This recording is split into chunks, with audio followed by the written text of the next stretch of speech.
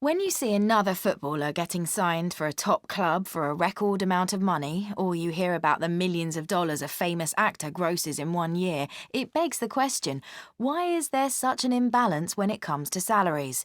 And it's not just the celebrity professions that coin in the cash. Of the top 10 richest people in the world, all of them are business magnates. In fact, the average top company director salary is said to be 120 times the average earnings of their employees when you include the generous bonus-related packages. Sports stars do have relatively short careers, and yes, movie stars sometimes have a hard time under the media spotlight when their private lives are invaded and dissected for all to see. You can even argue that salaries are proportionate to the workload and/or training involved.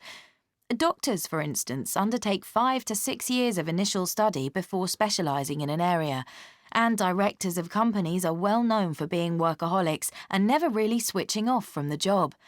And yet it doesn't seem fair that other demanding professions do not benefit from the same high rates of pay. Take nurses. They work on the front line in hospitals and are required to do shift work. Chefs also do very tough, energy-draining jobs and have to contend with a hot, stressful work environment. In fact, many of the lower-paid jobs are stressful and involve long hours of hard work. So why the difference? An alternative theory to explain this relates to the economic laws of supply and demand, whereby a commodity automatically becomes more valuable when it is in short supply.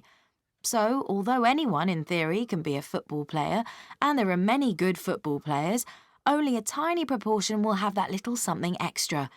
And it is this rare talent that makes a person a valuable commodity and in a position to demand a high salary. If this is the case, then surely the question should be not so much why does this happen, as what can be done. For a start, there could be a cap on the maximum amount a person can earn to reduce the gap over time between the very well-paid and the not-so-well-paid. Increasing tax thresholds for high earners and decreasing them for lower incomes is another option. A more radical solution would be to automatically deduct a fixed percentage of high earnings for charities that help those worse off.